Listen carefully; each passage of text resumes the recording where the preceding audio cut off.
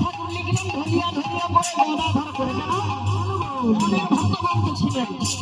গদাধর পরে কেন ঢলে পড়লেন আমার বলছি ওই যে রাধারানীর ভাব, আমার রাধারানীর স্বরূপ হচ্ছে গদাধর, তাই গদাধর করে ঢলে হচ্ছে।